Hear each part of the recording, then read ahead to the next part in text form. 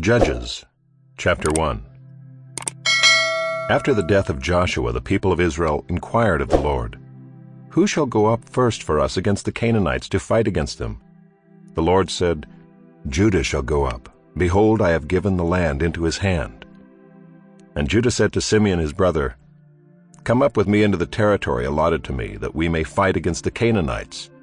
And I likewise will go with you into the territory allotted to you." So Simeon went with him.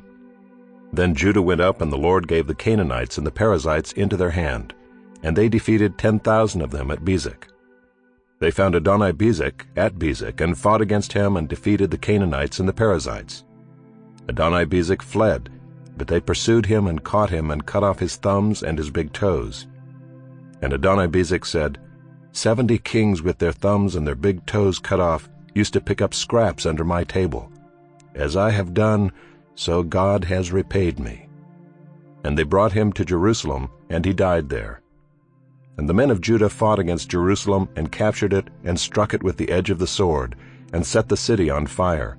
And afterward the men of Judah went down to fight against the Canaanites who lived in the hill country, in the Negeb, and in the lowland. And Judah went against the Canaanites who lived in Hebron. Now the name of Hebron was formerly Kiriath Arba. And they defeated Sheshai, and Ahiman, and Talmai. From there they went against the inhabitants of Debir. The name of Debir was formerly Kiriath-Sepher. And Caleb said, "He who attacks Kiriath-Sepher and captures it, I will give him Achsah my daughter for a wife." And Othniel the son of Kenaz, Caleb's younger brother, captured it. And he gave him Achsah his daughter for a wife. When she came to him, she urged him to ask her father for a field. And she dismounted from her donkey, and Caleb said to her, "What do you want?" She said to him, "Give me a blessing. Since you have set me in the land of the Negeb, give me also springs of water." And Caleb gave her the upper springs and the lower springs. And the descendants of the Kenite, Moses' father-in-law, went up with the people of Judah from the city of palms into the wilderness of Judah, which lies in the Negeb near Arad. And they went and settled with the people. And Judah went with Simeon his brother, and they defeated the Canaanites, who inhabited Zephath, and devoted it to destruction. So the name of the city was called Hormah. Judah also captured Gaza with its territory, and Ashkelon with its territory, and Ekron with its territory. And the Lord was with Judah, and he took possession of the hill country. But he could not drive out the inhabitants of the plain, because they had chariots of iron. And Hebron was given to Caleb, as Moses had said, and he drove out from it the 3 sons of Anak. But the people of Benjamin did not drive out the Jebusites who lived in Jerusalem, so the Jebusites have lived with the people of Benjamin in Jerusalem to this day. The house of Joseph also went up against Bethel, and the Lord was with them. And the house of Joseph scouted out Bethel. Now the name of the city was formerly Luz. And the spies saw a man coming out of the city, and they said to him, "Please show us the way into the city, and we will deal kindly with you." And he showed them the way into the city. And they struck the city with the edge of the sword, but they let the man and all his family go. And the man went to the land of the Hittites and built a city, and called its name Luz. That is its name to this day. Manasseh did not drive out the inhabitants of Beth-shean and its villages, or Taanach and its villages, or the inhabitants of Dor and its villages, or the inhabitants of Ibleam and its villages, or the inhabitants of Megiddo and its villages, for the Canaanites persisted in dwelling in that land. When Israel grew strong, they put the Canaanites to forced labor, but did not drive them out completely. And Ephraim did not drive out the Canaanites who lived in Gezer, so the Canaanites lived in Gezer among them. Zebulun did not drive out the inhabitants of Kitron, or the inhabitants of Naalol, so the Canaanites lived among them, but became subject to forced labor. Asher did not drive out the inhabitants of Akko, or the inhabitants of Sidon, or of Olab, or of Akzib, or of Helba, or of Aphik, or of Rehob. So the Asherites lived among the Canaanites, the inhabitants of the land, for they did not drive them out. Naphtali did not drive out the inhabitants of Beth-shemesh, or the inhabitants of Beth-anath, so they lived among the Canaanites, the inhabitants of the land. Nevertheless, the inhabitants of Beth-shemesh and of Beth-anath became subject to forced labor for them. The Amorites pressed the people of Dan back into the hill country, for they did not allow them to come down to the plain. The Amorites persisted in dwelling in Mount Heres, in Aijalon, and in Shaalbim, but the hand of the house of Joseph rested heavily on them, and they became subject to forced labor. And the border of the Amorites ran from the ascent of Akrabim, from Selah and upward. Chapter 2. Now the angel of the Lord went up from Gilgal to Bochim, and he said, I brought you up from Egypt and brought you into the land that I swore to give to your fathers. I said, I will never break my covenant with you, and you shall make no covenant with the inhabitants of this land. You shall break down their altars. But you have not obeyed my voice. What is this you have done? So now I say, I will not drive them out before you, but they shall become thorns in your sides, and their gods shall be a snare to you. As soon as the angel of the Lord spoke these words to all the people of Israel, the people lifted up their voices and wept. And they called the name of that place Bochim, and they sacrificed there to the Lord. When Joshua dismissed the people of Israel went each to his inheritance to take possession of the land. And the people served the Lord all the days of Joshua, and all the days of the elders who outlived Joshua, who had seen all the great work that the Lord had done for Israel. And Joshua the son of Nun, the servant of the Lord, died at the age of 110 years. And they buried him within the boundaries of his inheritance, in Timnath-Heres, in the hill country of Ephraim, north of the mountain of Gaash. And all that generation also were gathered to their fathers. And there arose another generation after them, who did not know the Lord or the work that he had done for Israel. And the people of Israel did what was evil in the sight of the Lord, and served the Baals. And they abandoned the Lord, the God of their fathers, who had brought them out of the land of Egypt. They went after other gods from among the gods of the peoples who were around them, and bowed down to them. And they provoked the Lord to anger. They abandoned the Lord, and served the Baals and the Ashtaroth. So the anger of the Lord was kindled against Israel, and he gave them over to plunderers, who plundered them. And he sold them into the hand of their surrounding enemies, so that they could no longer withstand their enemies. Whenever they marched out, the hand of the Lord was against them for harm, as the Lord had warned, and as the Lord had sworn to them, and they were in terrible distress. Then the Lord raised up judges, who saved them out of the hand of those who plundered them. Yet they did not listen to their judges, for they whored after other gods and bowed down to them. They soon turned aside from the way in which their fathers had walked, who had obeyed the commandments of the Lord, and they did not do so. Whenever the Lord raised up judges for them, the Lord was with the judge, and he saved them from the hand of their enemies all the days of the judge. For the Lord was moved to pity by their groaning because of those who afflicted and oppressed them. But whenever the judge died, they turned back and were more corrupt than their fathers, going after other gods, serving them and bowing down to them. They did not drop any of their practices or their stubborn ways. So the anger of the Lord was kindled against Israel, and he said, Because this people have transgressed my covenant that I commanded their fathers, and have not obeyed my voice, I will no longer drive out before them any of the nations that Joshua left when he died, in order to test Israel by them, whether they will take care to walk in the way of the Lord as their fathers did, or not.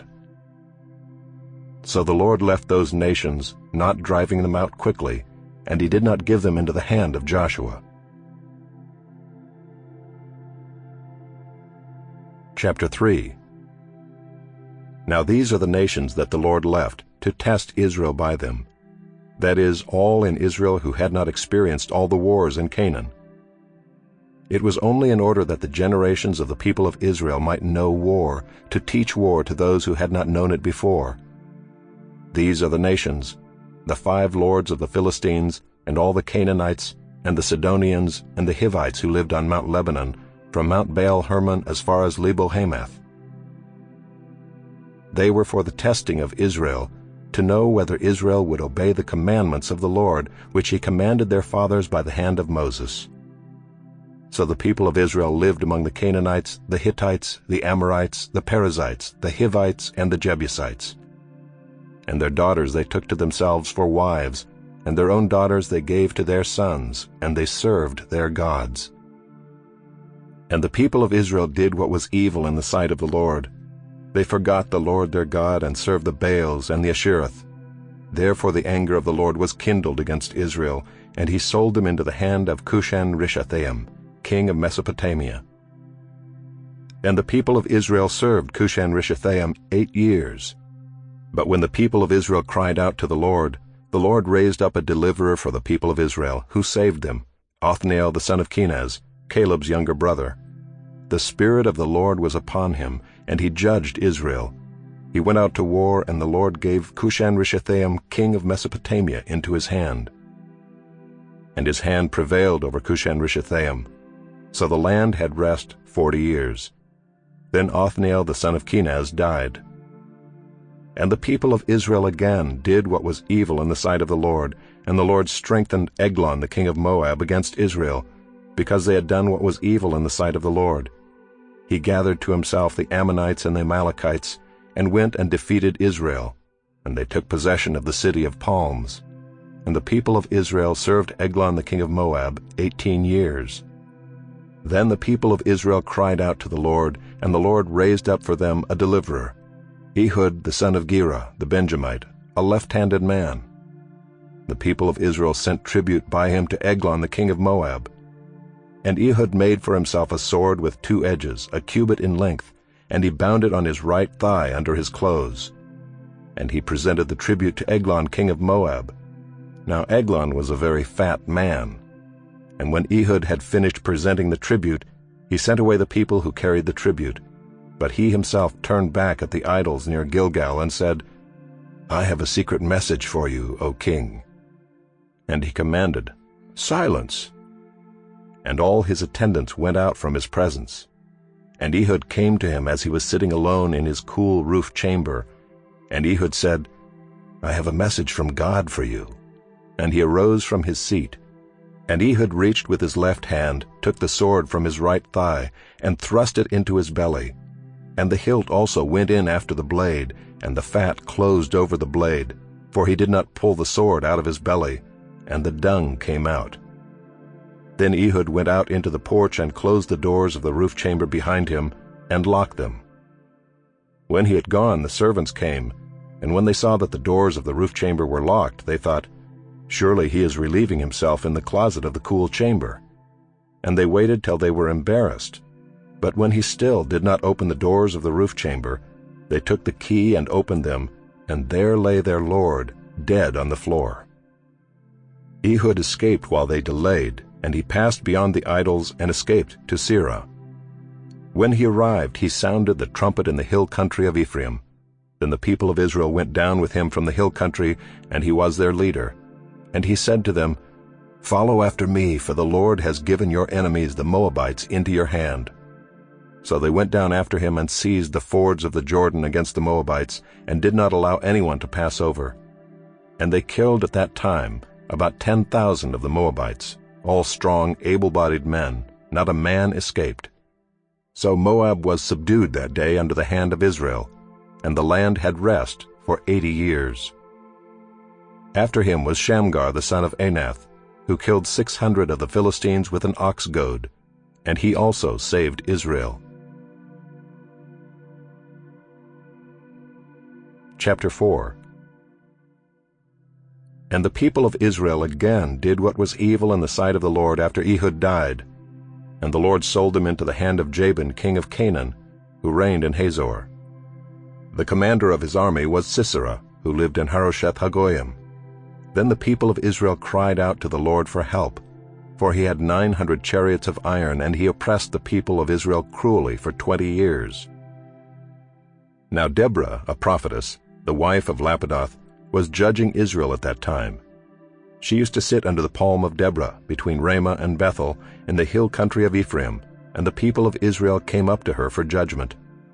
She sent and summoned Barak the son of Abinoam from Kedesh Naphtali, and said to him, Has not the Lord, the God of Israel, commanded you, Go, gather your men at Mount Tabor, taking 10,000 from the people of Naphtali and the people of Zebulun? And I will draw out Sisera, the general of Jabin's army, to meet you by the river Kishon with his chariots and his troops, and I will give him into your hand. Barak said to her, If you will go with me, I will go, but if you will not go with me, I will not go. And she said, I will surely go with you. Nevertheless, the road on which you are going will not lead to your glory, for the Lord will sell Sisera into the hand of a woman. Then Deborah arose and went with Barak to Kedesh. And Barak called out Zebulun and Naphtali to Kedesh, and 10,000 men went up at his heels, and Deborah went up with him. Now Heber the Kenite had separated from the Kenites, the descendants of Hobab the father-in-law of Moses, and had pitched his tent as far away as the oak in Zaanannim, which is near Kedesh. When Sisera was told that Barak the son of Abinoam had gone up to Mount Tabor, Sisera called out all his chariots, 900 chariots of iron, and all the men who were with him, from Harosheth Hagoyim to the river Kishon. And Deborah said to Barak, Up, for this is the day in which the Lord has given Sisera into your hand. Does not the Lord go out before you? So Barak went down from Mount Tabor with 10,000 men following him. And the Lord routed Sisera and all his chariots and all his army before Barak by the edge of the sword. And Sisera got down from his chariot and fled away on foot. And Barak pursued the chariots and the army to Harosheth Hagoyim, and all the army of Sisera fell by the edge of the sword. Not a man was left.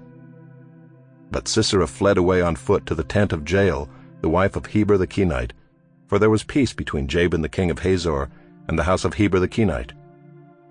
And Jael came out to meet Sisera and said to him, Turn aside, my lord. Turn aside to me, do not be afraid. So he turned aside to her into the tent, and she covered him with a rug. And he said to her, Please give me a little water to drink, for I am thirsty. So she opened a skin of milk and gave him a drink and covered him. And he said to her, Stand at the opening of the tent, and if any man comes and asks you, Is anyone here? Say no. But Jael the wife of Heber took a tent peg and took a hammer in her hand. Then she went softly to him and drove the peg into his temple until it went down into the ground while he was lying fast asleep from weariness. So he died. And behold, as Barak was pursuing Sisera, Jael went out to meet him and said to him, Come, and I will show you the man whom you are seeking.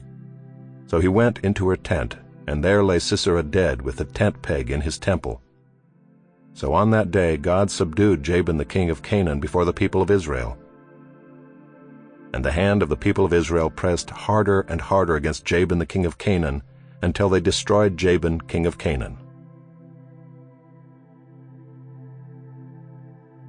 Chapter 5.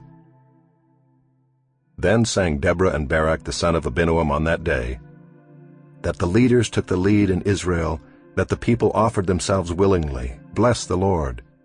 Hear, O kings, give ear, O princes. To the Lord I will sing. I will make melody to the Lord, the God of Israel. Lord, when you went out from Seir, when you marched from the region of Edom, the earth trembled and the heavens dropped. Yes, the clouds dropped water. The mountains quaked before the Lord, even Sinai before the Lord, the God of Israel. In the days of Shamgar son of Anath, in the days of Jael, the highways were abandoned, and travelers kept to the byways. The villagers ceased in Israel, they ceased to be until I arose. I, Deborah, arose as a mother in Israel. When new gods were chosen, then war was in the gates. Was shield or spear to be seen among 40,000 in Israel? My heart goes out to the commanders of Israel who offered themselves willingly among the people. Bless the Lord. Tell of it, you who ride on white donkeys, you who sit on rich carpets, and you who walk by the way. To the sound of musicians at the watering places, there they repeat the righteous triumphs of the Lord, the righteous triumphs of his villagers in Israel. Then down to the gates march the people of the Lord. Awake, awake, Deborah, awake, awake, break out in a song. Arise, Barak, lead away your captives, O son of Abinoam. Then down marched the remnant of the noble, the people of the Lord marched down for me against the mighty. From Ephraim their route they marched down into the valley, following you, Benjamin, with your kinsmen. From Machir marched down the commanders, and from Zebulun those who bear the lieutenant's staff. The princes of Issachar came with Deborah, and Issachar faithful to Barak. Into the valley they rushed at his heels. Among the clans of Reuben there were great searchings of heart. Why did you sit still among the sheepfolds to hear the whistling for the flocks? Among the clans of Reuben there were great searchings of heart. Gilead stayed beyond the Jordan, and Dan, why did he stay with the ships? Asher sat still at the coast of the sea, staying by his landings. Zebulun is a people who risk their lives to the death, Naphtali too on the heights of the field. The kings came, they fought, then fought the kings of Canaan. At Taanach by the waters of Megiddo, they got no spoils of silver. From heaven the stars fought, from their courses they fought against Sisera. The torrent Kishon swept them away, the ancient torrent, the torrent Kishon. March on, my soul, with might. Then loud beat the horses' hooves with the galloping of his steeds. Curse Meroz, says the angel of the Lord. Curse its inhabitants thoroughly, because they did not come to the help of the Lord against the mighty. Most blessed of women be Jael, the wife of Heber the Kenite, of tent-dwelling women most blessed. He asked for water, and she gave him milk. She brought him curds in a noble's bowl. She sent her hand to the tent peg, and her right hand to the workman's mallet. She struck Sisera, she crushed his head. She shattered and pierced his temple. Between her feet he sank, he fell, he lay still. Between her feet he sank, he fell. Where he sank, there he fell, dead. Out of the window she peered, the mother of Sisera wailed through the lattice. Why is his chariot so long in coming? Why tarry the hoofbeats of his chariots? Her wisest princesses answer. Indeed, she answers herself. Have they not found and divided the spoil? A womb or two for every man, spoil of dyed materials for Sisera, spoil of dyed materials embroidered, 2 pieces of dyed work embroidered for the neck as spoil. So may all your enemies perish, O Lord, but your friends be like the sun as he rises in his might. And the land had rest for 40 years. Chapter 6. The people of Israel did what was evil in the sight of the Lord, and the Lord gave them into the hand of Midian 7 years. And the hand of Midian overpowered Israel, and because of Midian the people of Israel made for themselves the dens that are in the mountains and the caves and the strongholds. For whenever the Israelites planted crops, the Midianites and the Amalekites and the people of the east would come up against them. They would encamp against them and devour the produce of the land, as far as Gaza, and leave no sustenance in Israel, and no sheep or ox or donkey. For they would come up with their livestock and their tents. They would come like locusts in number. Both they and their camels could not be counted, so that they laid waste the land as they came in. And Israel was brought very low because of Midian, and the people of Israel cried out for help to the Lord. When the people of Israel cried out to the Lord on account of the Midianites, the Lord sent a prophet to the people of Israel. And he said to them, Thus says the Lord, the God of Israel, I led you up from Egypt, and brought you out of the house of slavery. And I delivered you from the hand of the Egyptians, and from the hand of all who oppressed you, and drove them out before you, and gave you their land. And I said to you, I am the Lord your God. You shall not fear the gods of the Amorites in whose land you dwell. But you have not obeyed my voice. Now the angel of the Lord came and sat under the terebinth at Ophrah, which belonged to Joash the Abiezrite, while his son Gideon was beating out wheat in the winepress to hide it from the Midianites. And the angel of the Lord appeared to him and said to him, The Lord is with you, O mighty man of valor. And Gideon said to him, Please, my Lord, the Lord is with us. Why then has all this happened to us? And where are all his wonderful deeds that our fathers recounted to us, saying, Did not the Lord bring us up from Egypt? But now the Lord has forsaken us and given us into the hand of Midian. And the Lord turned to him and said, Go in this might of yours and save Israel from the hand of Midian. Do not I send you? And he said to him, Please, Lord, how can I save Israel? Behold, my clan is the weakest in Manasseh, and I am the least in my father's house. And the Lord said to him, But I will be with you, and you shall strike the Midianites as one man. And he said to him, "If now I have found favor in your eyes, then show me a sign that it is you who speak with me. Please do not depart from here until I come to you and bring out my present and set it before you." And he said, "I will stay till you return." So Gideon went into his house and prepared a young goat and unleavened cakes from an ephah of flour. The meat he put in a basket, and the broth he put in a pot, and brought them to him under the terebinth, and presented them. And the angel of God said to him, "Take the meat and the unleavened cakes, and put them on this rock, and pour the broth over them." And he did so.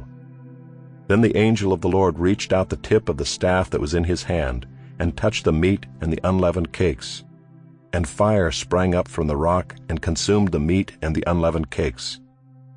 And the angel of the Lord vanished from his sight. Then Gideon perceived that he was the angel of the Lord. And Gideon said, "Alas, O Lord God, for now I have seen the angel of the Lord face to face."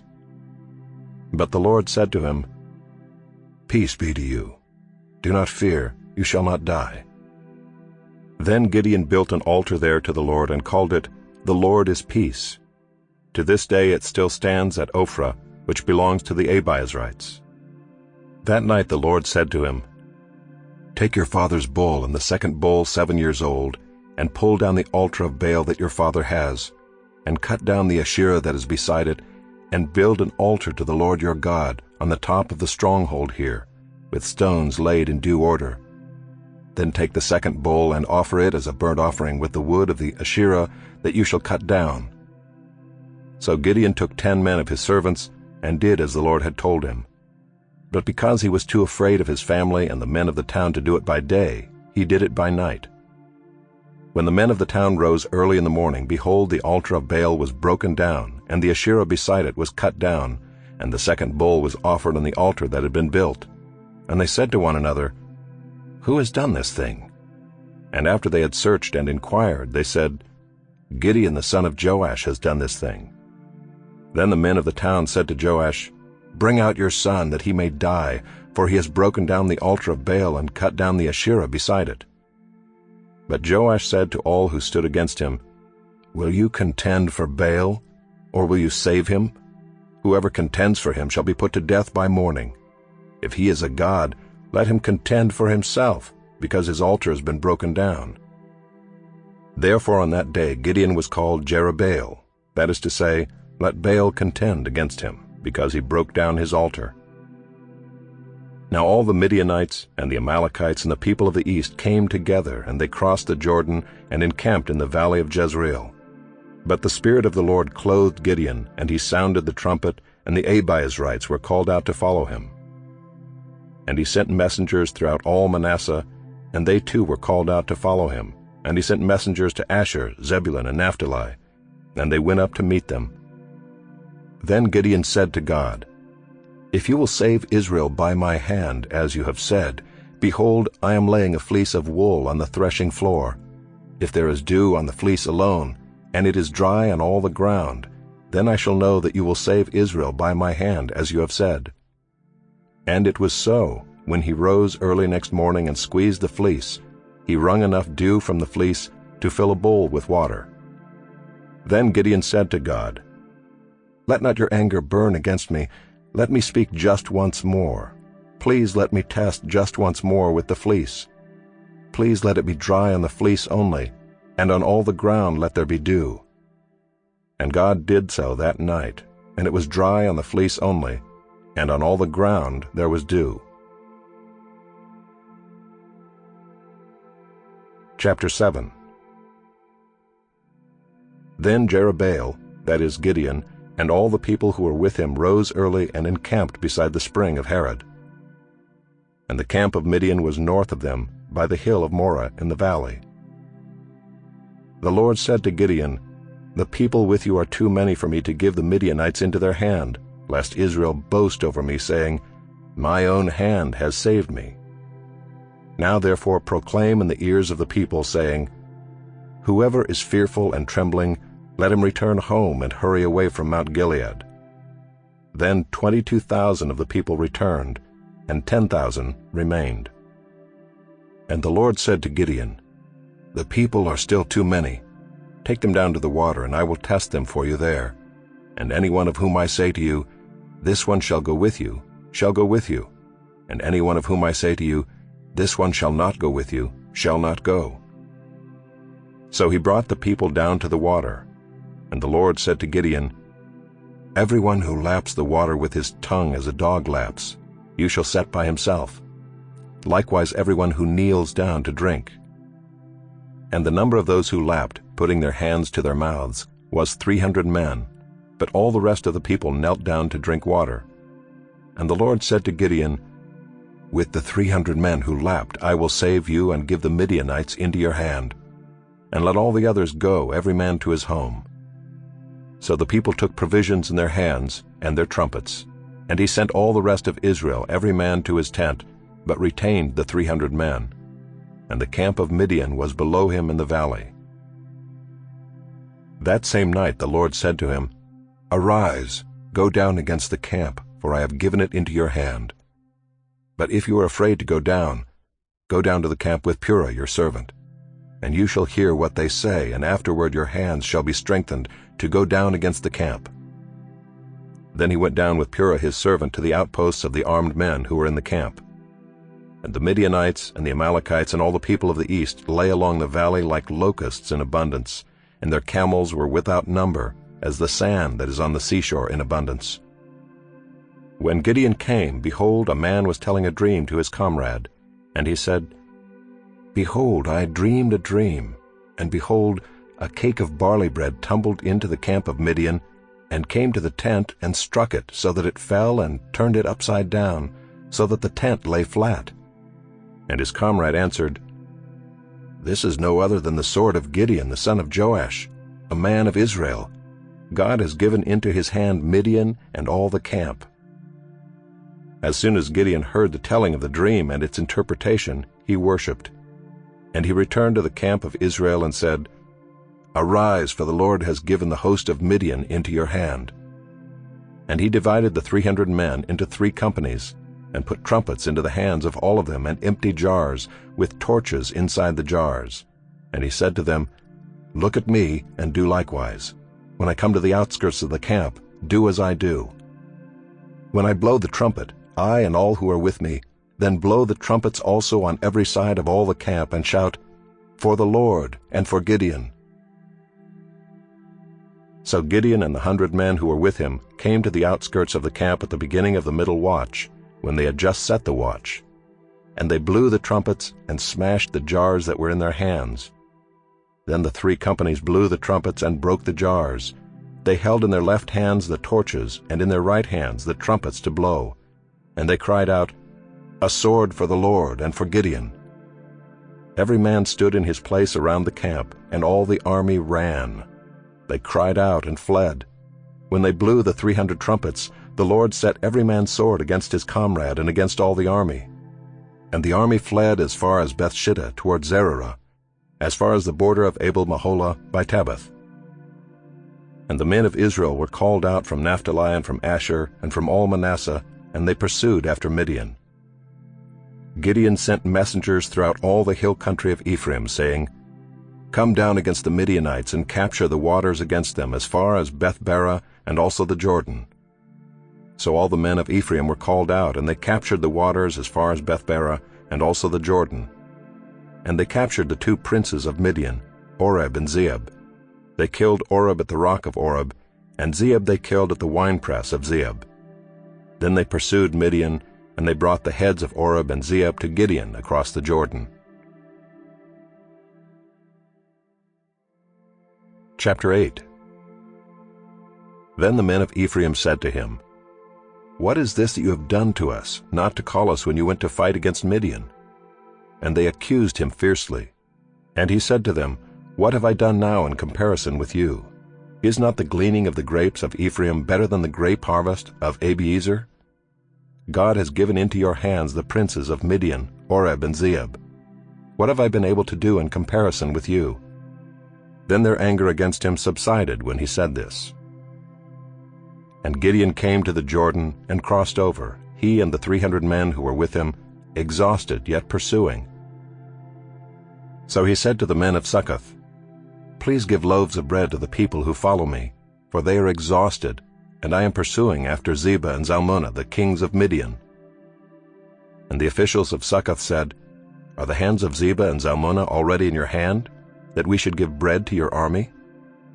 So Gideon said, "Well then, when the Lord has given Zebah and Zalmunna into my hand, I will flail your flesh with the thorns of the wilderness and with briars."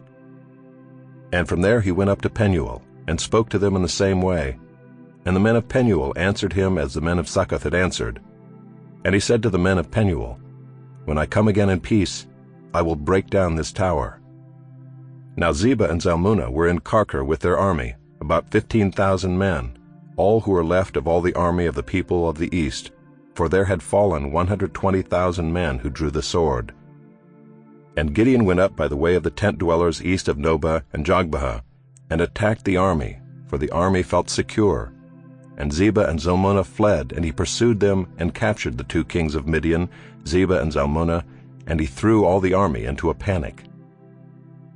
Then Gideon the son of Joash returned from the battle by the ascent of Heres. And he captured a young man of Succoth and questioned him. And he wrote down for him the officials and elders of Succoth, 77 men. And he came to the men of Succoth and said, "Behold Zebah and Zalmunna, about whom you taunted me, saying, Are the hands of Zebah and Zalmunna already in your hand, that we should give bread to your men who were exhausted?" And he took the elders of the city, and he took thorns of the wilderness and briars, and with them taught the men of Succoth a lesson. And he broke down the tower of Penuel, and killed the men of the city. Then he said to Zebah and Zalmunna, "Where are the men whom you killed at Tabor?" They answered, "As you are, so were they. Every one of them resembled the son of a king." And he said, "They were my brothers, the sons of my mother. As the Lord lives, if you had saved them alive, I would not kill you." So he said to Jether his firstborn, "Rise and kill them." But the young man did not draw his sword, for he was afraid, because he was still a young man. Then Zebah and Zalmunna said, "Rise yourself and fall upon us, for as the man is, so is his strength." And Gideon arose and killed Zebah and Zalmunna, and he took the crescent ornaments that were on the necks of their camels. Then the men of Israel said to Gideon, "Rule over us, you and your son and your grandson also, for you have saved us from the hand of Midian." Gideon said to them, "I will not rule over you, and my son will not rule over you. The Lord will rule over you." And Gideon said to them, "Let me make a request of you. Every one of you give me the earrings from his spoil." For they had golden earrings because they were Ishmaelites. And they answered, "We will willingly give them." And they spread a cloak, and every man threw in it the earrings of his spoil. And the weight of the golden earrings that he requested was 1,700 shekels of gold, besides the crescent ornaments and the pendants and the purple garments worn by the kings of Midian, and besides the collars that were around the necks of their camels. And Gideon made an ephod of it, and put it in his city in Ophrah. And all Israel whored after it there, and it became a snare to Gideon and to his family. So Midian was subdued before the people of Israel, and they raised their heads no more. And the land had rest 40 years in the days of Gideon. Jerubbaal the son of Joash went and lived in his own house. Now Gideon had 70 sons, his own offspring, for he had many wives. And his concubine who was in Shechem also bore him a son, and he called his name Abimelech. And Gideon the son of Joash died in a good old age, and was buried in the tomb of Joash his father, at Ophrah of the Abiezrites. As soon as Gideon died, the people of Israel turned again and whored after the Baals, and made Baal-berith their god. And the people of Israel did not remember the Lord their God, who had delivered them from the hand of all their enemies on every side, and they did not show steadfast love to the family of Jerubbaal, that is Gideon, in return for all the good that he had done to Israel. Chapter 9. Now Abimelech the son of Jerubbaal went to Shechem to his mother's relatives, and said to them and to the whole clan of his mother's family, "Say in the ears of all the leaders of Shechem, which is better for you, that all 70 of the sons of Jerubbaal rule over you, or that one rule over you? remember also that I am your bone and your flesh." And his mother's relatives spoke all these words on his behalf in the ears of all the leaders of Shechem. And their hearts inclined to follow Abimelech, for they said, "He is our brother." And they gave him 70 pieces of silver out of the house of Baal-berith, with which Abimelech hired worthless and reckless fellows who followed him. And he went to his father's house at Ophrah and killed his brothers, the sons of Jerubbaal, 70 men on one stone. But Jotham, the youngest son of Jerubbaal, was left, for he hid himself. And all the leaders of Shechem came together, and all Beth Millo, and they went and made Abimelech king by the oak of the pillar at Shechem. When it was told to Jotham, he went and stood on top of Mount Gerizim and cried aloud and said to them, "Listen to me, you leaders of Shechem, that God may listen to you. The trees once went out to anoint a king over them, and they said to the olive tree, 'Reign over us.' But the olive tree said to them, 'Shall I leave my abundance by which gods and men are honored, and go hold sway over the trees?' And the trees said to the fig tree, 'You come and reign over us.' But the fig tree said to them, 'Shall I leave my sweetness and my good fruit, and go hold sway over the trees?' And the trees said to the vine, 'You come and reign over us.' But the vine said to them, 'Shall I leave my wine that cheers God and men, and go hold sway over the trees?' Then all the trees said to the bramble, 'You come and reign over us.' And the bramble said to the trees, 'If in good faith you are anointing me king over you, then come and take refuge in my shade. But if not, let fire come out of the bramble and devour the cedars of Lebanon.' Now therefore, if you acted in good faith and integrity when you made Abimelech king, and if you have dealt well with Jerubbaal and his house, and have done to him as his deeds deserved, for my father fought for you and risked his life, and delivered you from the hand of Midian, and you have risen up against my father's house this day, and have killed his sons, 70 men on one stone, and have made Abimelech the son of his female servant king over the leaders of Shechem, because he is your relative. If you then have acted in good faith and integrity with Jerubbaal and with his house this day, then rejoice in Abimelech, and let him also rejoice in you. But if not, let fire come out from Abimelech and devour the leaders of Shechem and Beth Millo, and let fire come out from the leaders of Shechem and from Beth Millo and devour Abimelech." And Jotham ran away and fled and went to Beer and lived there, because of Abimelech his brother. Abimelech ruled over Israel 3 years. And God sent an evil spirit between Abimelech and the leaders of Shechem, and the leaders of Shechem dealt treacherously with Abimelech, that the violence done to the 70 sons of Jerubbaal might come, and their blood be laid on Abimelech their brother, who killed them, and on the men of Shechem, who strengthened his hands to kill his brothers. And the leaders of Shechem put men in ambush against him on the mountaintops, and they robbed all who passed by them along that way. And it was told to Abimelech. And Gaal the son of Ebed moved into Shechem with his relatives, and the leaders of Shechem put confidence in him. And they went out into the field and gathered the grapes from their vineyards, and trod them, and held a festival. And they went into the house of their God, and ate and drank, and reviled Abimelech. And Gaal the son of Ebed said, "Who is Abimelech, and who are we of Shechem, that we should serve him? Is he not the son of Jerubbaal? And is not Zebul his officer? Serve the men of Hamor the father of Shechem, but why should we serve him? Would that this people were under my hand. Then I would remove Abimelech. I would say to Abimelech, 'Increase your army and come out.'" When Zebul the ruler of the city heard the words of Gaal the son of Ebed, his anger was kindled. And he sent messengers to Abimelech secretly, saying, "Behold, Gaal the son of Ebed and his relatives have come to Shechem, and they are stirring up the city against you. Now therefore go by night, you and the people who are with you, and set an ambush in the field. Then in the morning, as soon as the sun is up, rise early and rush upon the city. And when he and the people who are with him come out against you, you may do to them as your hand finds to do." So Abimelech and all the men who were with him rose up by night and set an ambush against Shechem in 4 companies. And Gaal the son of Ebed went out and stood in the entrance of the gate of the city, and Abimelech and the people who were with him rose from the ambush. And when Gaal saw the people, he said to Zebul, "Look, people are coming down from the mountaintops." And Zebul said to him, You mistake the shadow of the mountains for men." Gaal spoke again and said, "Look, people are coming down from the center of the land, and one company is coming from the direction of the diviner's oak." Then Zebul said to him, "Where is your mouth now, you who said, 'Who is Abimelech, that we should serve him?' Are not these the people whom you despised? Go out now and fight with them." And Gaal went out at the head of the leaders of Shechem and fought with Abimelech. And Abimelech chased him, and he fled before him. And many fell wounded up to the entrance of the gate.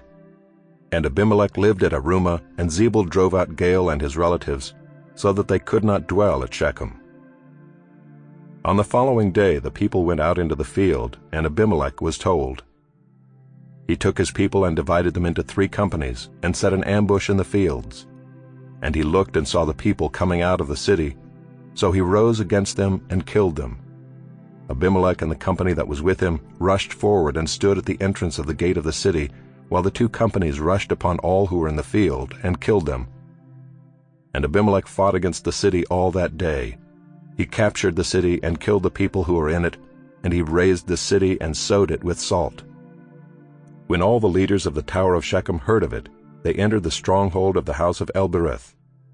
Abimelech was told that all the leaders of the tower of Shechem were gathered together. And Abimelech went up to Mount Zalmon, he and all the people who were with him. And Abimelech took an axe in his hand, and cut down a bundle of brushwood, and took it up and laid it on his shoulder. And he said to the men who were with him, "What you have seen me do, hurry and do as I have done." So every one of the people cut down his bundle, and following Abimelech put it against the stronghold, and they set the stronghold on fire over them, so that all the people of the tower of Shechem also died, about 1,000 men and women. Then Abimelech went to Thebez and encamped against Thebez and captured it. But there was a strong tower within the city, and all the men and women and all the leaders of the city fled to it and shut themselves in, and they went up to the roof of the tower. And Abimelech came to the tower and fought against it, and drew near to the door of the tower to burn it with fire. And a certain woman threw an upper millstone on Abimelech's head and crushed his skull. Then he called quickly to the young man, his armor-bearer, and said to him, "Draw your sword and kill me, lest they say of me, 'A woman killed him.' And his young man thrust him through, and he died. And when the men of Israel saw that Abimelech was dead, every one departed to his home. Thus God returned the evil of Abimelech, which he committed against his father in killing his 70 brothers. And God also made all the evil of the men of Shechem return on their heads, and upon them came the curse of Jotham, the son of Jerubbaal. Chapter 10. After Abimelech there arose to save Israel Tola the son of Puah, the son of Dodo, a man of Issachar, and he lived at Shamir in the hill country of Ephraim. And he judged Israel 23 years. Then he died, and was buried at Shamir. After him arose Jair the Gileadite, who judged Israel 22 years. And he had 30 sons who rode on 30 donkeys, and they had 30 cities, called Havoth-Jair to this day, which are in the land of Gilead. And Jair died and was buried in Kamon. The people of Israel again did what was evil in the sight of the Lord, and served the Baals and the Ashtaroth, the gods of Syria, the gods of Sidon, the gods of Moab, the gods of the Ammonites, and the gods of the Philistines. And they forsook the Lord and did not serve him. So the anger of the Lord was kindled against Israel, and he sold them into the hand of the Philistines and into the hand of the Ammonites. And they crushed and oppressed the people of Israel that year. For 18 years they oppressed all the people of Israel who were beyond the Jordan in the land of the Amorites, which is in Gilead. And the Ammonites crossed the Jordan to fight also against Judah, and against Benjamin, and against the house of Ephraim, so that Israel was severely distressed. And the people of Israel cried out to the Lord, saying, "We have sinned against you, because we have forsaken our God, and have served the Baals." And the Lord said to the people of Israel, "Did I not save you from the Egyptians, and from the Amorites, from the Ammonites, and from the Philistines? The Sidonians also, and the Amalekites, and the Maonites oppressed you, and you cried out to me, and I saved you out of their hand. Yet you have forsaken me and served other gods. Therefore I will save you no more, Go and cry out to the gods whom you have chosen. Let them save you in the time of your distress." And the people of Israel said to the Lord, "We have sinned. Do to us whatever seems good to you. Only please deliver us this day." So they put away the foreign gods from among them and served the Lord, and he became impatient over the misery of Israel. Then the Ammonites were called to arms, and they encamped in Gilead. And the people of Israel came together, and they encamped at Mizpah. And the people, the leaders of Gilead, said one to another, "Who is the man who will begin to fight against the Ammonites? He shall be head over all the inhabitants of Gilead." Chapter 11. Now Jephthah the Gileadite was a mighty warrior, but he was the son of a prostitute. Gilead was the father of Jephthah. And Gilead's wife also bore him sons. And when his wife's sons grew up, they drove Jephthah out and said to him, "You shall not have an inheritance in our father's house, for you are the son of another woman." Then Jephthah fled from his brothers and lived in the land of Tob, and worthless fellows collected around Jephthah and went out with him.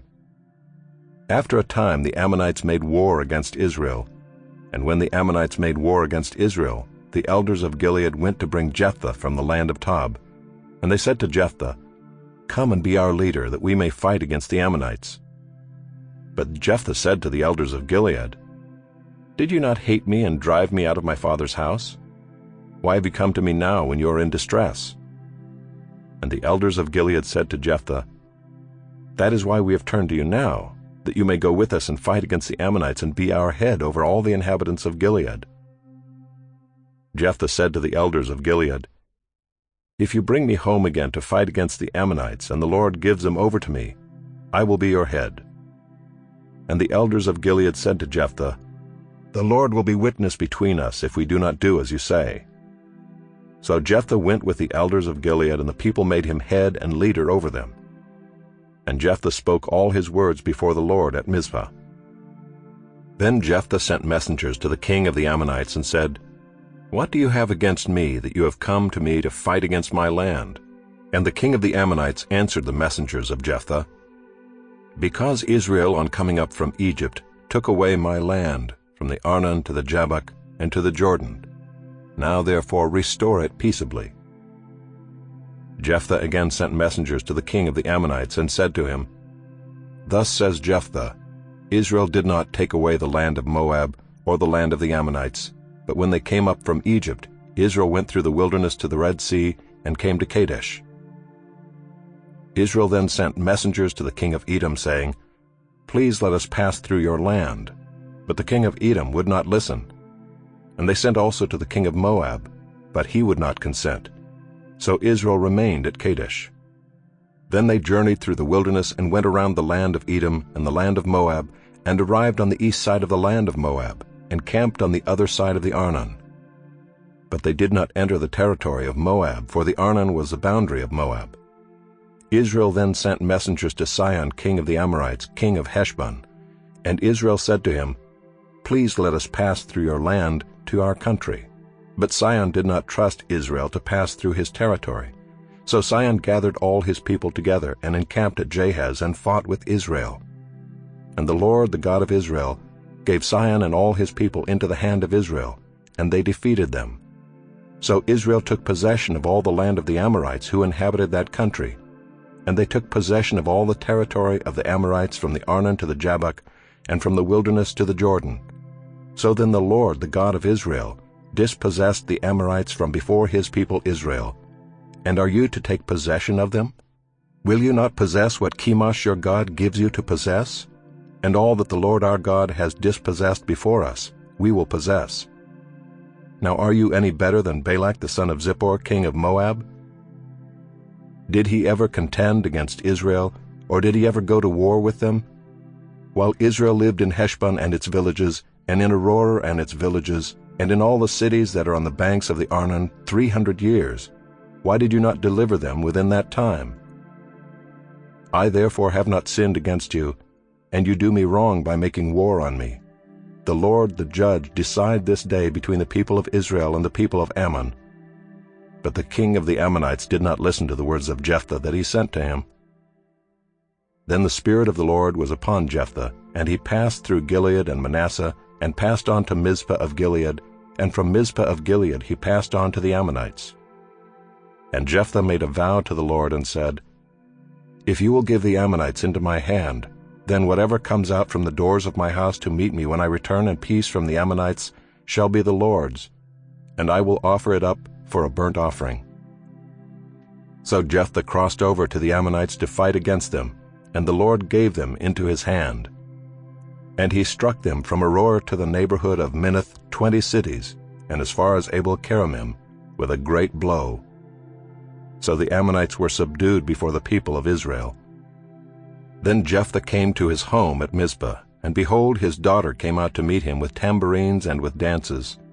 She was his only child. Besides her he had neither son nor daughter. And as soon as he saw her, he tore his clothes and said, Alas, my daughter, you have brought me very low, and you have become the cause of great trouble to me. For I have opened my mouth to the Lord, and I cannot take back my vow. And she said to him, My father, you have opened your mouth to the Lord. Do to me according to what has gone out of your mouth, now that the Lord has avenged you on your enemies, on the Ammonites.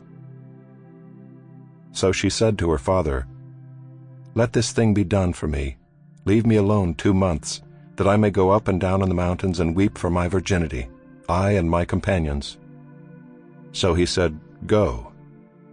Then he sent her away for 2 months, and she departed, she and her companions, and wept for her virginity on the mountains.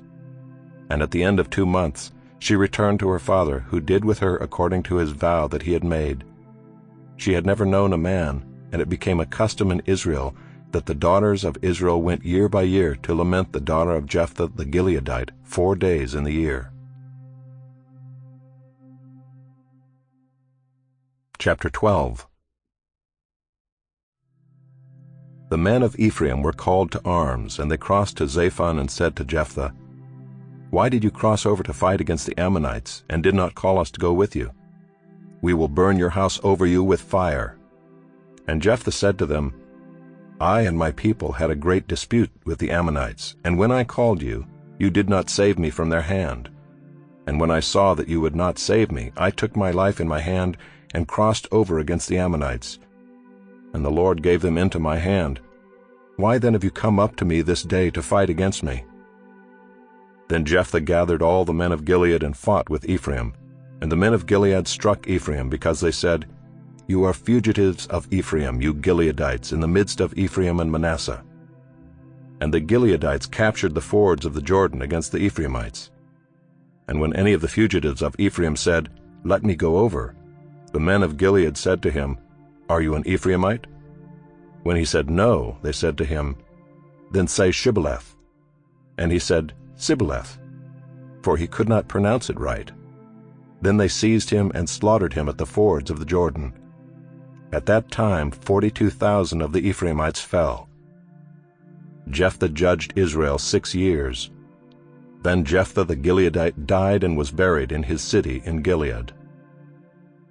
After him Ibzan of Bethlehem judged Israel.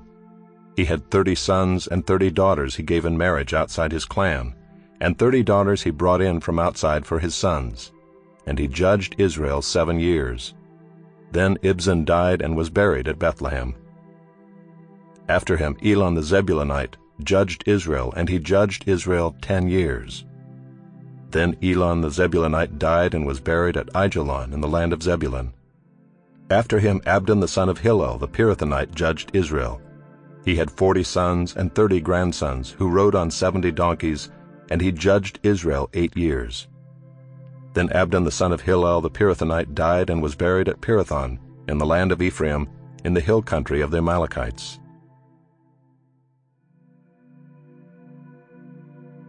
Chapter 13. And the people of Israel again did what was evil in the sight of the Lord. So the Lord gave them into the hand of the Philistines for 40 years. There was a certain man of Zorah, of the tribe of the Danites, whose name was Manoah. And his wife was barren and had no children. And the angel of the Lord appeared to the woman and said to her, Behold, you are barren and have not borne children. but you shall conceive and bear a son. Therefore be careful, and drink no wine or strong drink, and eat nothing unclean. For behold, you shall conceive and bear a son.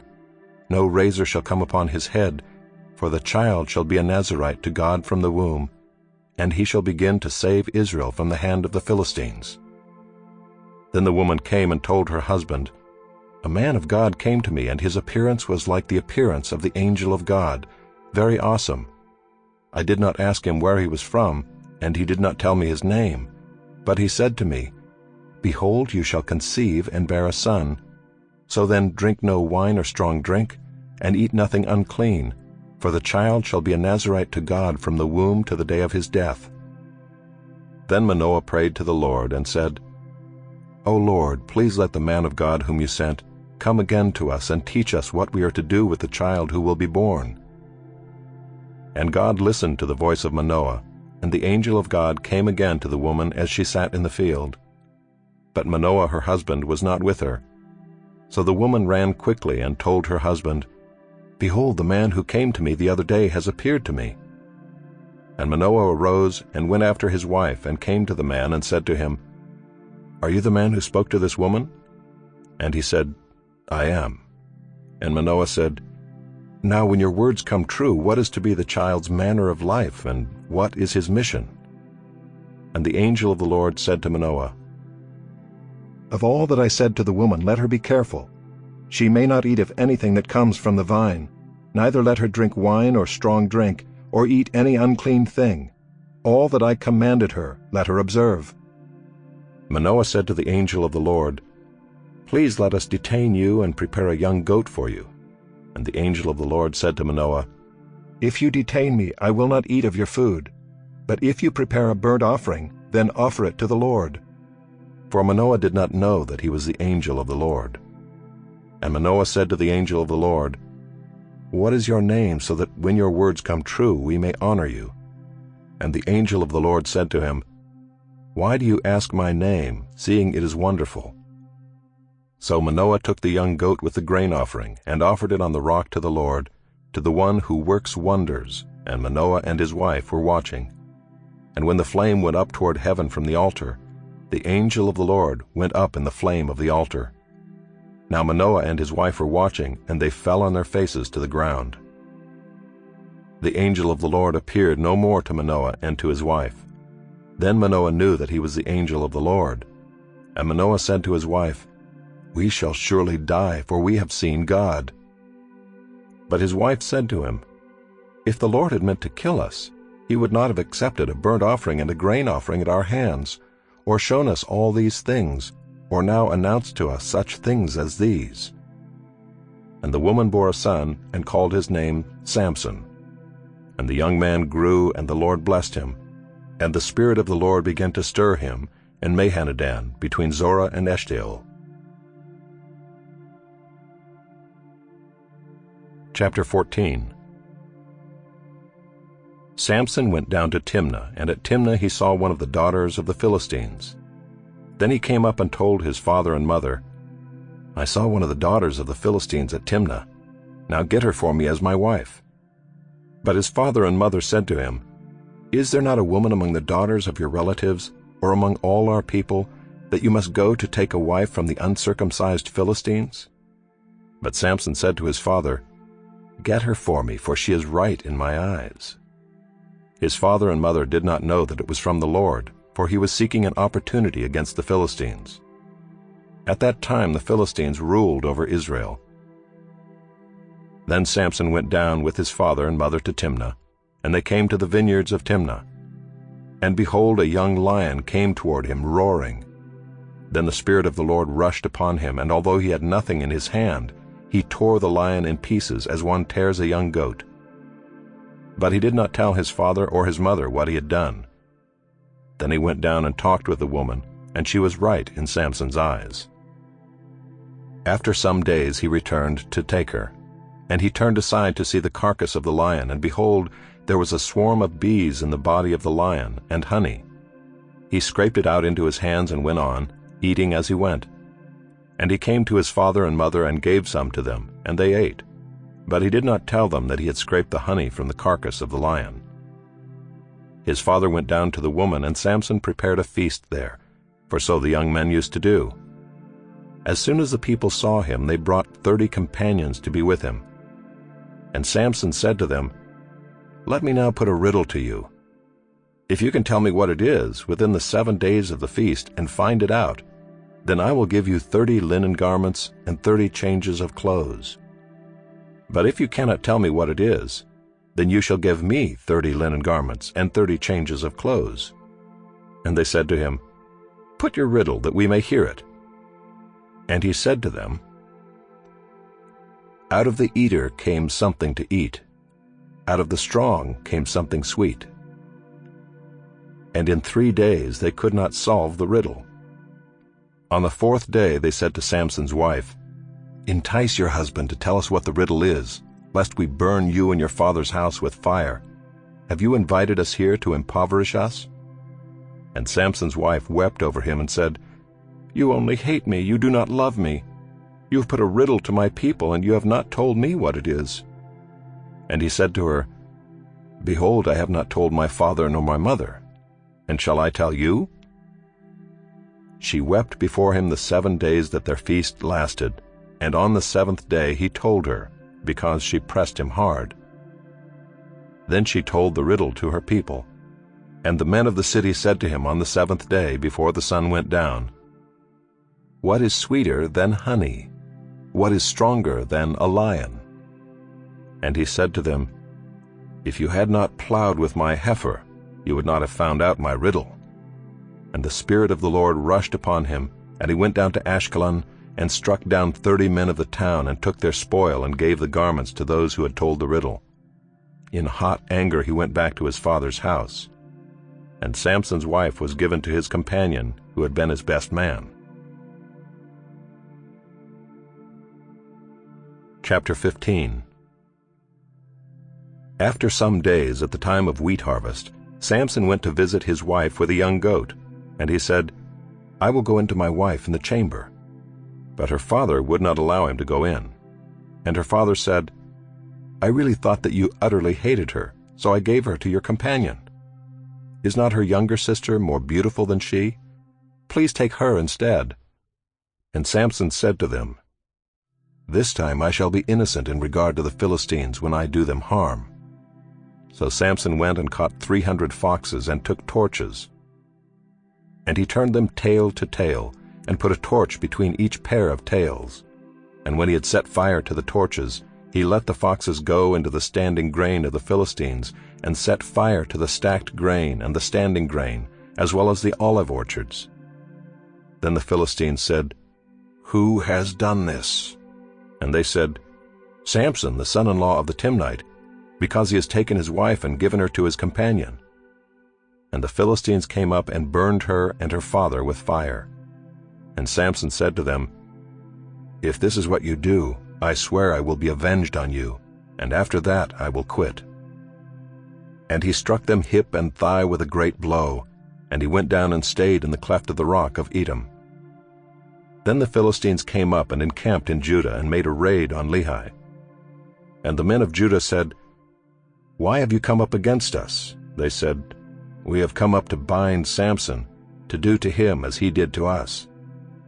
Then 3,000 men of Judah went down to the cleft of the rock of Edom, and said to Samson, "Do you not know that the Philistines are rulers over us?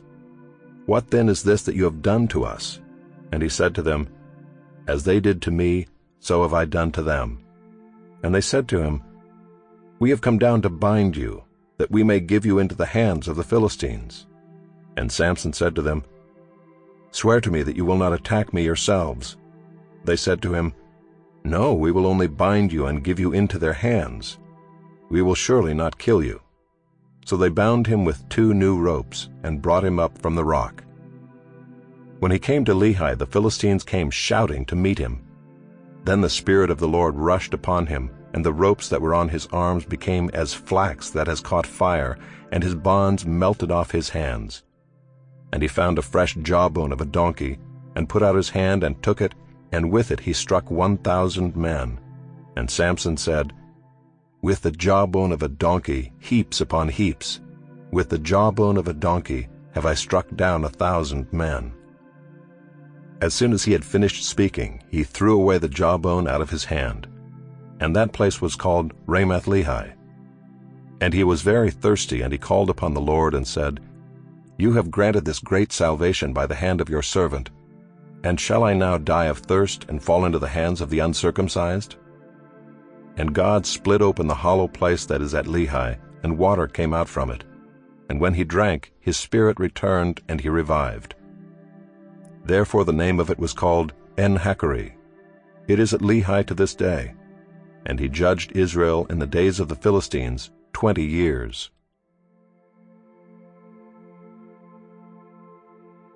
Chapter 16. Samson went to Gaza, and there he saw a prostitute, and he went into her. The Gazites were told, "Samson has come here." And they surrounded the place and set an ambush for him all night at the gate of the city.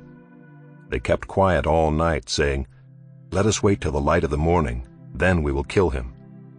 But Samson lay till midnight, and at midnight he arose and took hold of the doors of the gate of the city and the 2 posts, and pulled them up, bar and all, and put them on his shoulders and carried them to the top of the hill that is in front of Hebron.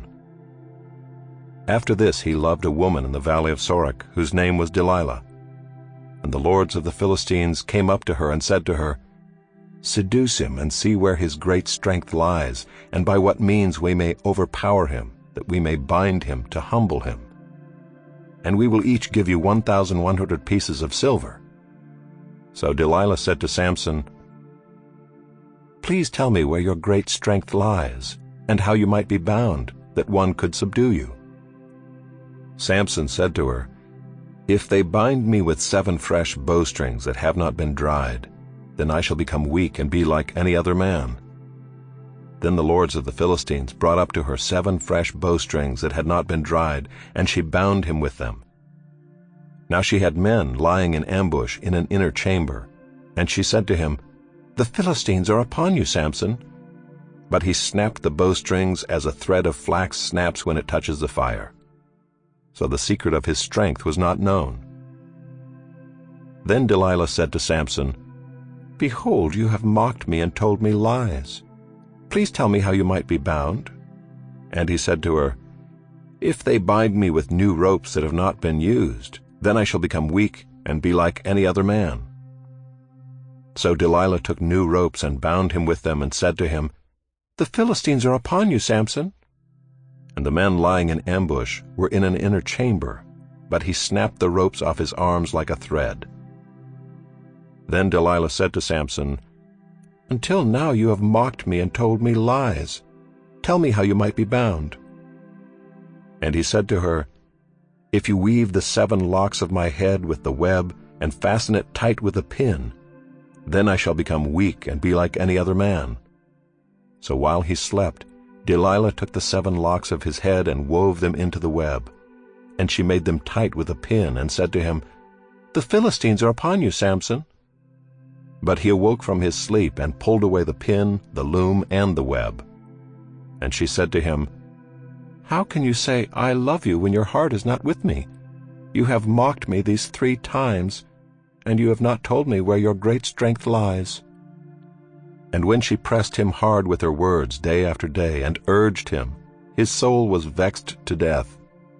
And he told her all his heart and said to her, "A razor has never come upon my head, for I have been a Nazirite to God from my mother's womb.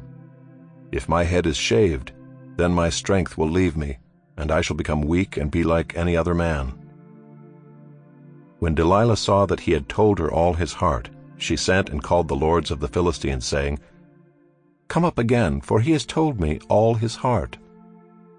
Then the lords of the Philistines came up to her and brought the money in their hands. She made him sleep on her knees, and she called a man and had him shave off the 7 locks of his head. Then she began to torment him, and his strength left him. And she said, "The Philistines are upon you, Samson." And he awoke from his sleep and said, "I will go out as at other times and shake myself free." But he did not know that the Lord had left him. And the Philistines seized him and gouged out his eyes, and brought him down to Gaza and bound him with bronze shackles. and he ground at the mill in the prison. But the hair of his head began to grow again after it had been shaved. Now the lords of the Philistines gathered to offer a great sacrifice to Dagon their god, and to rejoice. And they said, "Our God has given Samson our enemy into our hand." And when the people saw him, they praised their God, for they said, "Our God has given our enemy into our hand, the ravager of our country, who has killed many of us."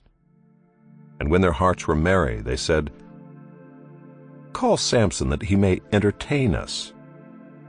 So they called Samson out of the prison, and he entertained them. They made him stand between the pillars.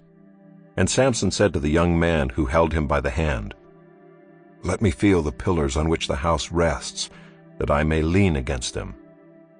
Now the house was full of men and women. All the lords of the Philistines were there, and on the roof there were about 3,000 men and women who looked on while Samson entertained.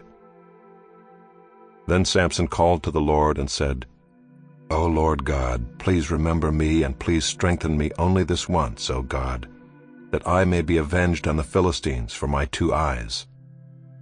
And Samson grasped the 2 middle pillars on which the house rested, and he leaned his weight against them, his right hand on the one and his left hand on the other.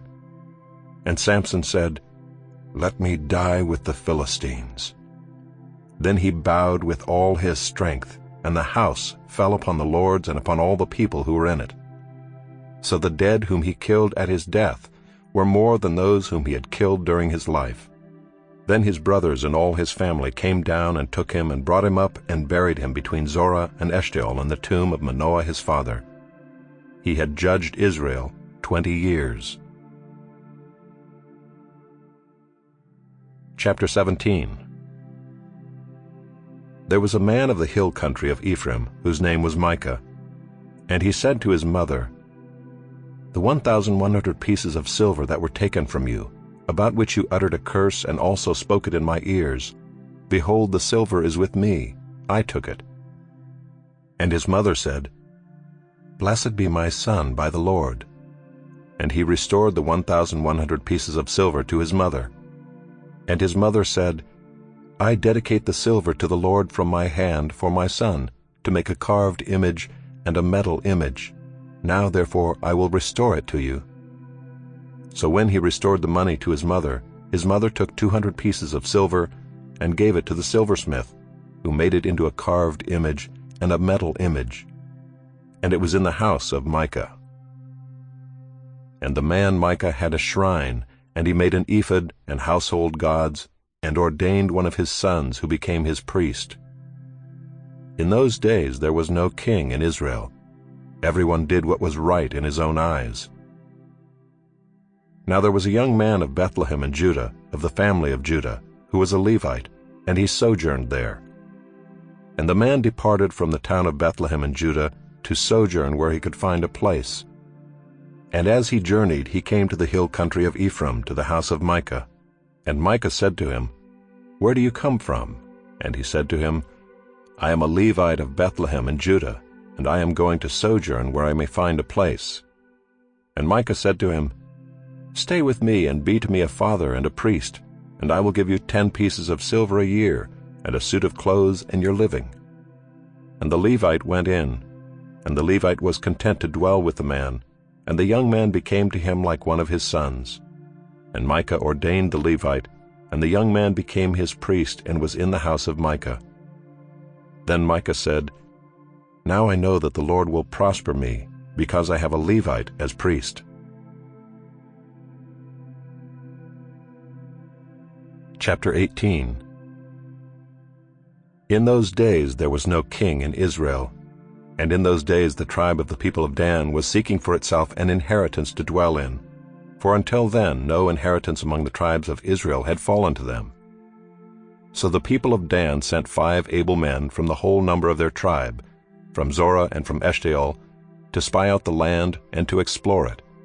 And they said to them, "Go and explore the land." And they came to the hill country of Ephraim, to the house of Micah, and lodged there. When they were by the house of Micah, they recognized the voice of the young Levite. And they turned aside and said to him, "Who brought you here? What are you doing in this place? What is your business here?" And he said to them, "This is how Micah dealt with me. He has hired me, and I have become his priest."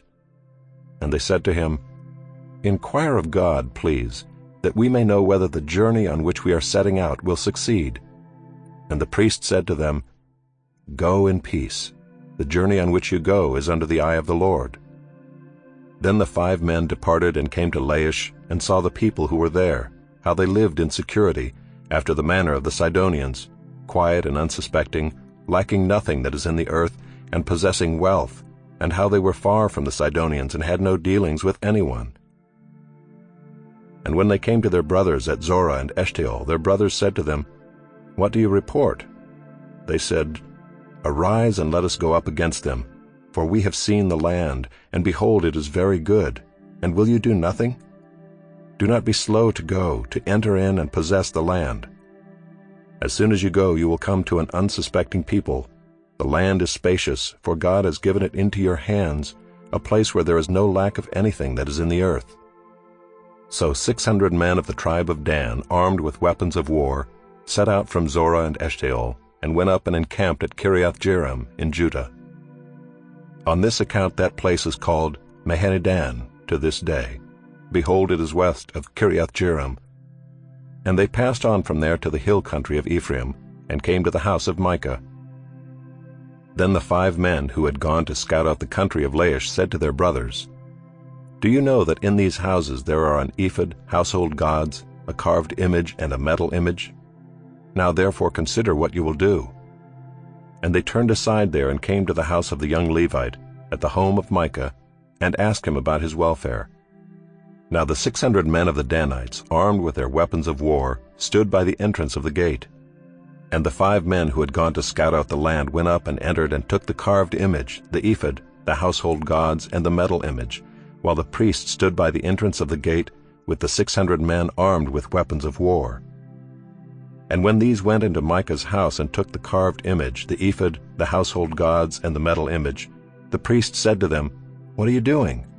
And they said to him, "Keep quiet, put your hand on your mouth, and come with us, and be to us a father and a priest. Is it better for you to be priest to the house of one man, or to be priest to a tribe and clan in Israel?" And the priest's heart was glad. He took the ephod and the household gods and the carved image, and went along with the people. So they turned and departed, putting the little ones and the livestock and the goods in front of them. When they had gone a distance from the home of Micah, the men who were in the houses near Micah's house were called out, and they overtook the people of Dan. And they shouted to the people of Dan, who turned around and said to Micah, "What is the matter with you, that you come with such a company?" And he said, "You take my gods that I made and the priest, and go away, and what have I left? How then do you ask me, what is the matter with you?" And the people of Dan said to him, "Do not let your voice be heard among us, lest angry fellows fall upon you, and you lose your life with the lives of your household." Then the people of Dan went their way, and when Micah saw that they were too strong for him, he turned and went back to his home.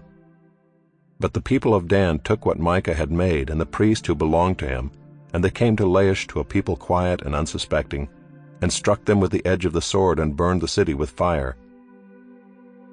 And there was no deliverer, because it was far from Sidon, and they had no dealings with anyone. It was in the valley that belongs to Beth-rehob.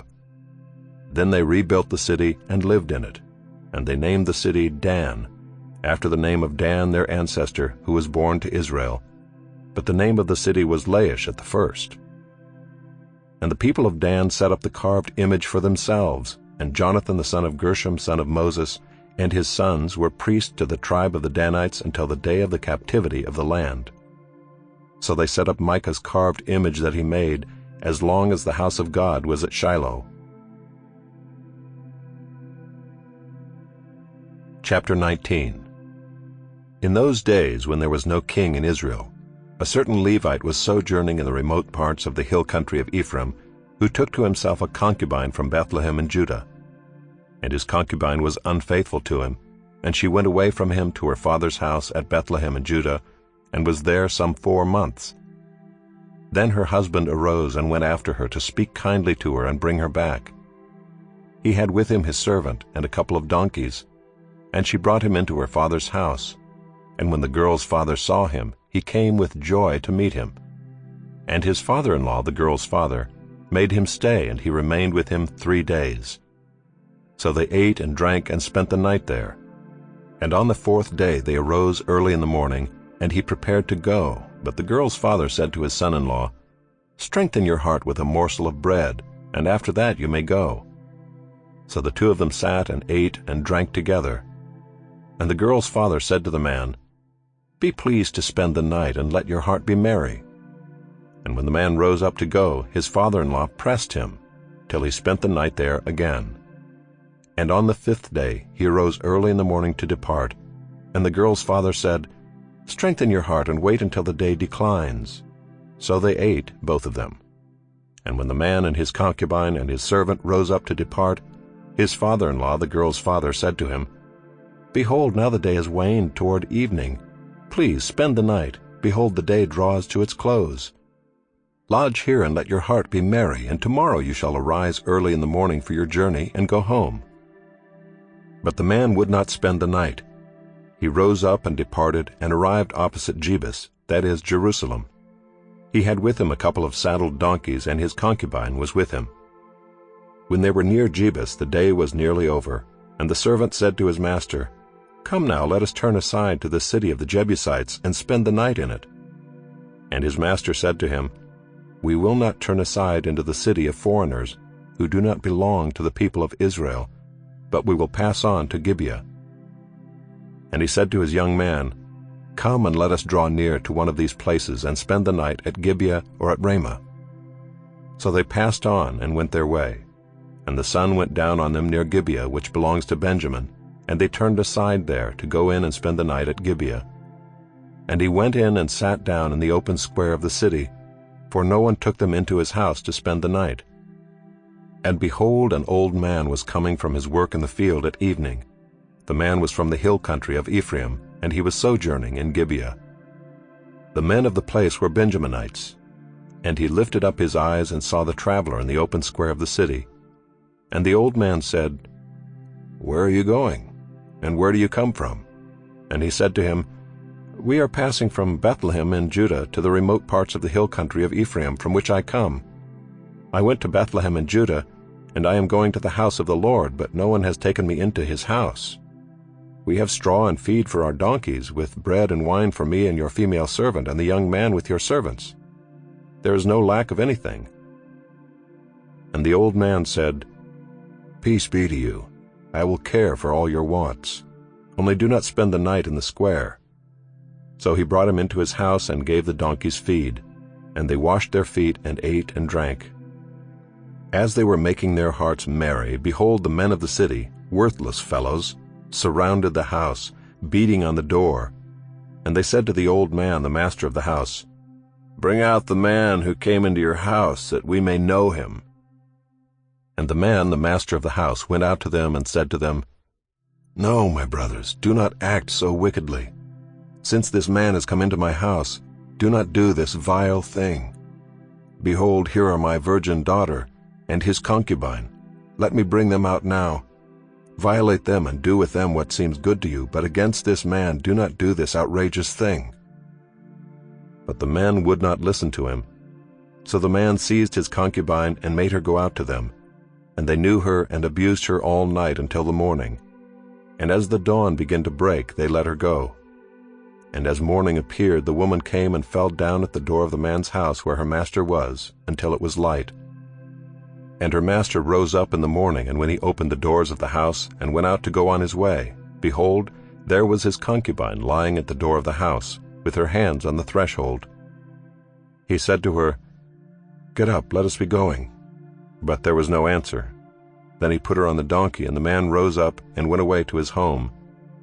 And when he entered his house, he took a knife, and taking hold of his concubine, he divided her limb by limb into 12 pieces, and sent her throughout all the territory of Israel. And all who saw it said, "Such a thing has never happened or been seen from the day that the people of Israel came up out of the land of Egypt until this day. Consider it, take counsel, and speak." Chapter 20. Then all the people of Israel came out from Dan to Beersheba, including the land of Gilead, and the congregation assembled as one man to the Lord at Mizpah. And the chiefs of all the people, of all the tribes of Israel, presented themselves in the assembly of the people of God, 400,000 men on foot that drew the sword. Now the people of Benjamin heard that the people of Israel had gone up to Mizpah. And the people of Israel said, "Tell us, how did this evil happen?"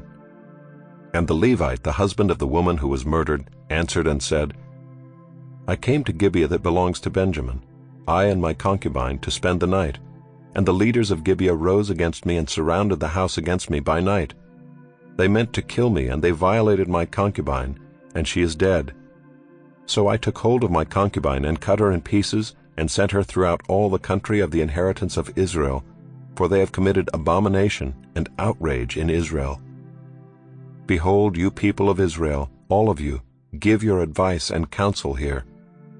And all the people arose as one man, saying, "None of us will go to his tent, and none of us will return to his house. But now this is what we will do to Gibeah. We will go up against it by lot, and we will take 10 men of 100 throughout all the tribes of Israel, and 100 of 1,000, and 1,000 of 10,000, to bring provisions for the people, that when they come they may repay Gibeah of Benjamin for all the outrage that they have committed in Israel." So all the men of Israel gathered against the city, united as one man. And the tribes of Israel sent men through all the tribe of Benjamin, saying, "What evil is this that has taken place among you? Now therefore give up the men, the worthless fellows in Gibeah, that we may put them to death and purge evil from Israel." But the Benjaminites would not listen to the voice of their brothers, the people of Israel. Then the people of Benjamin came together out of the cities to Gibeah to go out to battle against the people of Israel. And the people of Benjamin mustered out of their cities on that day 26,000 men who drew the sword, besides the inhabitants of Gibeah, who mustered 700 chosen men. Among all these were 700 chosen men who were left-handed. Everyone could sling a stone at a hair and not miss. And the men of Israel, apart from Benjamin, mustered 400,000 men who drew the sword. All these were men of war. The people of Israel arose and went up to Bethel and inquired of God, "Who shall go up first for us to fight against the people of Benjamin?" And the Lord said, "Judah shall go up first." Then the people of Israel rose in the morning and encamped against Gibeah. And the men of Israel went out to fight against Benjamin, and the men of Israel drew up the battle line against them at Gibeah. The people of Benjamin came out of Gibeah and destroyed on that day 22,000 men of the Israelites. But the people, the men of Israel, took courage and again formed the battle line in the same place where they had formed it on the first day.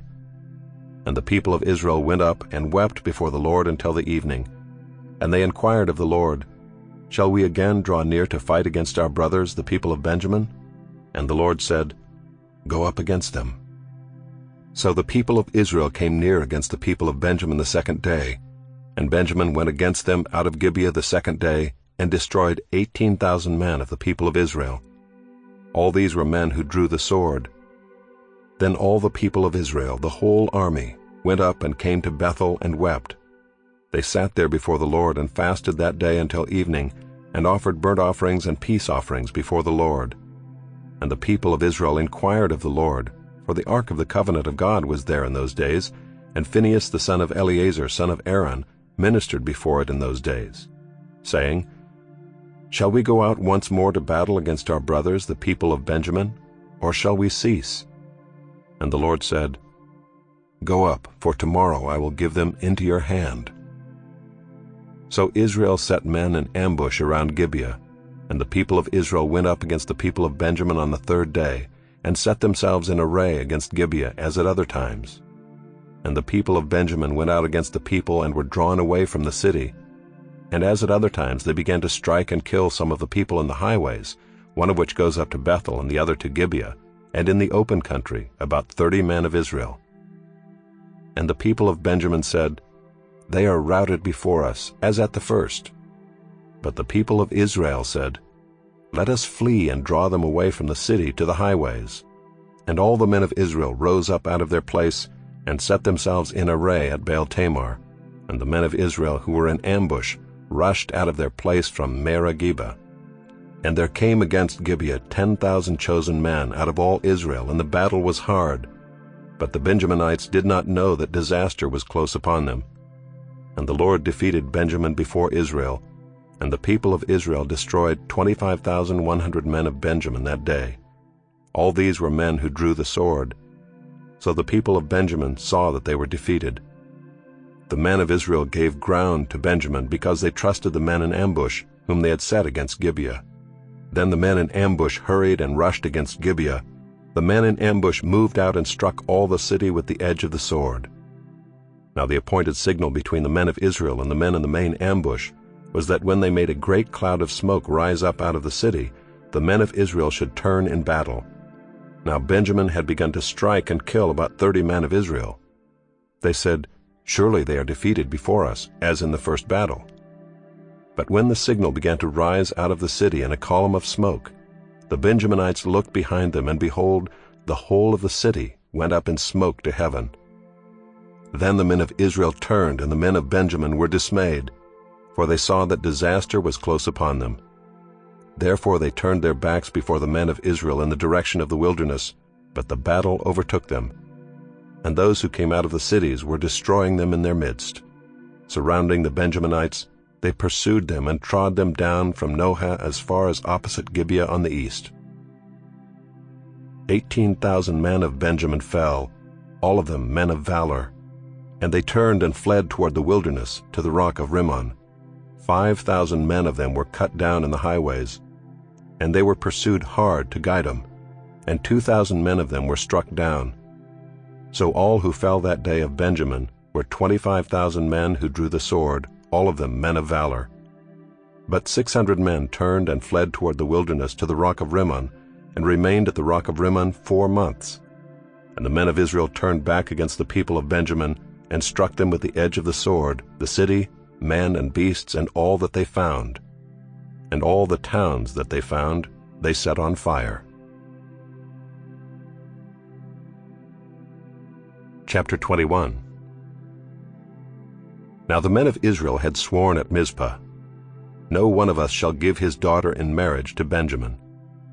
And the people came to Bethel, and sat there till evening before God, and they lifted up their voices and wept bitterly. And they said, "O Lord, the God of Israel, why has this happened in Israel, that today there should be one tribe lacking in Israel?" And the next day the people rose early and built there an altar and offered burnt offerings and peace offerings.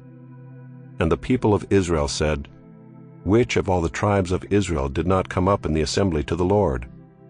For they had taken a great oath concerning him who did not come up to the Lord to Mizpah, saying, "He shall surely be put to death." And the people of Israel had compassion for Benjamin their brother, and said, "One tribe is cut off from Israel this day. What shall we do for wives for those who are left, since we have sworn by the Lord that we will not give them any of our daughters for wives?" And they said, "What one is there of the tribes of Israel that did not come up to the Lord to Mizpah?" And behold, no one had come to the camp from Jabesh-Gilead to the assembly. For when the people were mustered, behold, not one of the inhabitants of Jabesh-Gilead was there. So the congregation sent 12,000 of their bravest men there, and commanded them, "Go and strike the inhabitants of Jabesh-Gilead with the edge of the sword, also the women and the little ones. This is what you shall do. Every male and every woman that has lain with a male you shall devote to destruction." And they found among the inhabitants of Jabesh-Gilead 400 young virgins who had not known a man by lying with him, and they brought them to the camp at Shiloh, which is in the land of Canaan. Then the whole congregation sent word to the people of Benjamin who were at the rock of Rimmon, and proclaimed peace to them. And Benjamin returned at that time, and they gave them the women whom they had saved alive of the women of Jabesh-Gilead, but they were not enough for them. And the people had compassion on Benjamin, because the Lord had made a breach in the tribes of Israel. Then the elders of the congregation said, "What shall we do for wives for those who are left, since the women are destroyed out of Benjamin?" And they said, "There must be an inheritance for the survivors of Benjamin, that a tribe not be blotted out from Israel." yet we cannot give them wives from our daughters. For the people of Israel had sworn, Cursed be he who gives a wife to Benjamin. So they said, Behold, there is the yearly feast of the Lord at Shiloh, which is north of Bethel on the east of the highway that goes up from Bethel to Shechem, and south of Lebonah. And they commanded the people of Benjamin, saying, Go and lie in ambush in the vineyards and watch. If the daughters of Shiloh come out to dance in the dances, then come out of the vineyards and snatch each man his wife from the daughters of Shiloh, and go to the land of Benjamin. And when their fathers or their brothers come to complain to us, we will say to them, Grant them graciously to us, because we did not take for each man of them his wife in battle, neither did you give them to them, else you would now be guilty. And the people of Benjamin did so, and took their wives, according to their number, from the dancers whom they carried off. Then they went and returned to their inheritance, and rebuilt the towns, and lived in them. And the people of Israel departed from there at that time, every man to his tribe and family, and they went out from there every man to his inheritance. In those days there was no king in Israel. Everyone did what was right in his own eyes.